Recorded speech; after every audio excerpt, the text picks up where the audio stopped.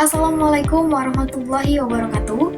Perkenalkan, nama saya Abdul Mahalia Safira dengan NIM 2304131051 dari kelas KPI 2351B. Tujuan saya membuat video ini ialah untuk memenuhi tugas UAS pada mata kuliah Perencanaan Komunikasi yang diampu oleh Ibu Dr. Vivi Hasmawati, MSI. Baiklah, di sini saya berperan sebagai seorang PR yang akan menjelaskan strategi dan perencanaan komunikasi pada PT Busana Nusantara, brand Liara by Busana Nusantara. Baiklah, dimulai dari latar belakang perusahaan. Sebagai public relation di PT Busana Nusantara, saya memiliki tanggung jawab utama dalam membangun, menjaga, dan mengembangkan citra positif perusahaan, khususnya untuk brand fashion kami yang bernama Liara. Liara adalah merek fashion lokal yang mengusung konsep keanggunan tradisi dalam balutan gaya modern. Dalam industri fashion yang harus terus berkembang, strategi komunikasi yang matang sangat diperlukan agar Liara tetap relevan, dipercaya, dan dicintai oleh para konsumen. Nah, selanjutnya pada perusahaan kami terdapat visi dan misi. Yang pertama yakni visi, yakni menjadikan Liara sebagai brand fashion lokal yang dikenal luas karena desainnya yang elegan dan erat makna budaya. Kemudian misinya yang pertama yaitu menyampaikan pesan brand dengan cara yang kreatif dan mudah diterima. Kemudian menjalin hubungan baik dengan media, konsumen, dan mitra, mengangkat cerita dan keunikan di balik setiap produk Liara, serta memberi informasi yang jujur dan terbuka tentang kegiatan brand. Adapun sejarah historial pada perusahaan kami, yakni PT Busana Nusantara. Ia berdiri pada tahun 2015 di Palembang, yang awalnya perusahaan ini fokus memproduksi busana muslim dan kain tradisional untuk pasar lokal. Namun melihat minat masyarakat yang semakin besar terhadap produk yang mengangkat budaya dengan gaya modern, PT Busana Nusantara meluncurkan brand baru bernama Liara pada tahun 2020. Liara hadir sebagai wajah baru dari komitmen perusahaan dalam memadukan warisan budaya dengan desain yang sesuai tren masa kini. Nama Liara sendiri menggambarkan keinginan untuk menyajikan karya yang matang dari segi konsep, kualitas, dan nilai-nilai budaya. Selanjutnya terdapat pula tujuan komunikasi. Jadi yang pertama yakni membuat Liara itu lebih dikenal oleh masyarakat luas. Menumbuhkan citra Liara sebagai brand yang anggun dan punya ciri khas budaya, menjalin hubungan baik dengan media, komunitas, dan pelanggan, menghadapi masalah atau isu publik dengan cepat dan tepat, serta memberi edukasi tentang nilai budaya dalam setiap desain Liara. Selanjutnya, analisis SDM atau sumber daya manusia. Tentunya itu memiliki kekuatan serta kekurangan. Nah, kekuatannya yang pertama yaitu tim muda yang kreatif dan aktif di media sosial. Kemudian desainer yang mempunyai ide-ide segar dan paham soal budaya. Dan tim showroom yang ramah dan komunikatif. Nah, terdapat pula kekurangan. Yang pertama yakni belum adanya tim yang khusus mengurus riset pasar dan tren. Lalu perlu pelatihan tambahan untuk staf PR dan customer service, dan tidak semua karyawan itu tahu nilai dan cerita dari brand Liara. Nah, dari kekuatan dan kekurangan tadi terdapat pula tentunya langkah yang dapat dilakukan, yakni langkah perbaikan. Yang pertama itu adakan pelatihan rutin untuk staf, kemudian kami akan membuat sistem penghargaan untuk karyawan yang aktif, mempromosikan brand, dan menyediakan materi komunikasi internal yang mudah dipahami oleh semua tim. Nah, pada perusahaan kami juga terdapat peluang serta hambatan. Yang pertama peluang, yakni semakin banyak orang yang bangga pakai produk lokal, kemudian banyak yang tertarik dengan fashion yang punya nilai budaya, dan ada banyak komunitas dan influencer yang bisa diajak bekerja sama. Kemudian terdapat pula hambatan. Yang pertama itu persaingan dengan brand lokal lainnya. Tentunya itu akan memiliki persaingan dengan brand-brand lainnya. Lalu perubahan kondisi ekonomi yang bisa mempengaruhi daya beli, dan perubahan cepat di dunia digital seperti algoritma media sosial, tren, dan lain sebagainya. Nah, dari peluang dan hambatan tadi tentunya terdapat pula solusi yang dapat kami ambil, yakni gabungkan promosi offline dan online, lalu tekankan keunikan Liara seperti desain, cerita, dan bahan lokal, serta update terus nih tren media sosial dan pelajari lebih dalam mengenai audiens.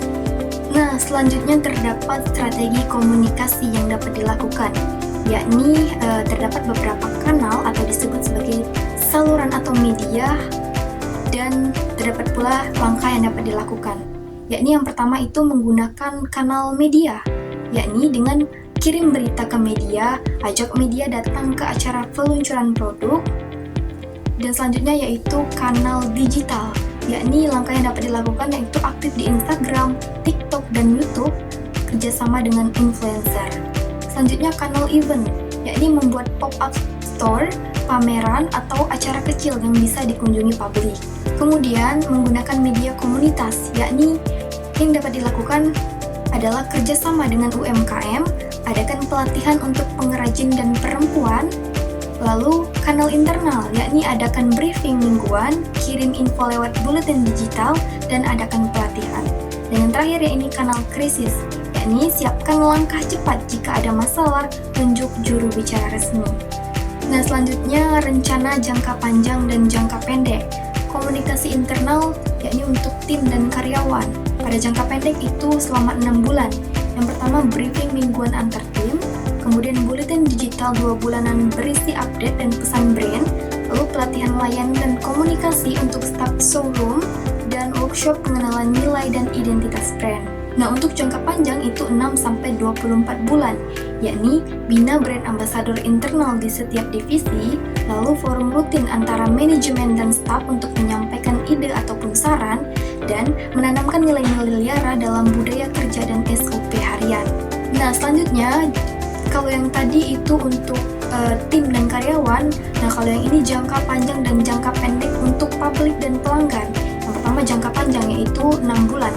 Yang pertama, peluncuran koleksi baru dengan bantuan influencer dan media partner. Lalu aktifkan kampanye digital lewat Instagram, TikTok, dan YouTube.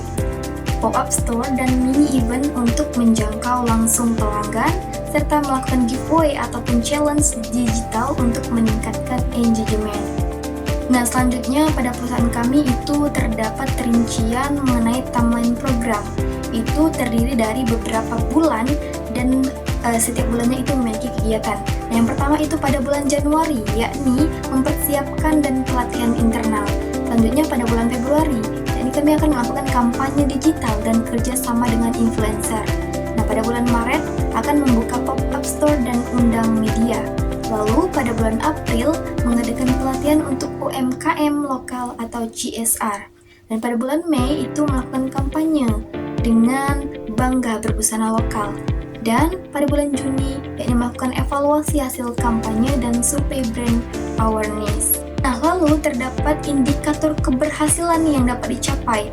Yang pertama itu, akun media sosial itu harus aktif dan punya pertumbuhan engagement itu minimal 30%. Kemudian muncul di media nasional ataupun lokal itu minimal 10 kali setiap peluncuran. Lalu melakukan penjualan online yang meningkat, dan hasil survei itu menunjukkan konsumen makin kenal dan suka akan brand Liara, serta karyawan itu harus terlibat dan memahami nilai brand. Nah, pada perusahaan yang akan kami luncurkan itu tentunya memiliki sasaran audiens. Nah, sasaran audiens yang utama nih, yaitu wanita usia 25-45 tahun, aktif di media sosial, suka fashion yang elegan, berkelas, dan punya sentuhan budaya, tinggal di kota-kota besar seperti Jakarta, Bandung, Surabaya, Palembang, dan lain sebagainya. Serta juga terdapat sasaran audiens pendukung, yakni influencer lokal dan media fashion, lalu komunitas perempuan dan UMKM, desainer dan pelaku industri kreatif, serta retail partner dan mitra distribusi. Itu semua dapat menjadi sasaran audiens dalam perusahaan kami. Baiklah, nah di sini kita dapat mengetahui dengan adanya strategi planning dan operational planning yang sudah kita rancang, maka selanjutnya seorang PR akan mengkoordinasikan kepada leadership dan dikoreksi oleh decision making. Bagaimana seorang leadership ini melihat rancangan yang sudah dibuat oleh seorang PR, apakah sesuai atau tidak, dan nantinya ada beberapa poin yang disetujui leadership itu, barulah nanti masuk ke tahap implementasi. Nah, jadi strategi dan operasional ini bertujuan untuk menjadikan Liara itu bukan sekedar brand fashion, tetapi juga simbol kebanggaan budaya Indonesia di ranah gaya hidup modern. Kunci keberhasilannya terletak pada komunikasi yang konsisten, SDM yang teredukasi, serta kemampuan membaca peluang dan menjawab tantangan secara adaptif dan kreatif. Dengan strategi yang jelas, komunikasi yang konsisten, dan kerja tim yang solid, Liara bisa menjadi brand lokal yang disukai banyak orang. Bukan hanya karena desainnya yang bagus, tapi juga karena punya cerita dan makna yang dekat dengan budaya kita. Baiklah, itulah penjelasan mengenai strategi planning dan operational planning pada PT Busana Nusantara.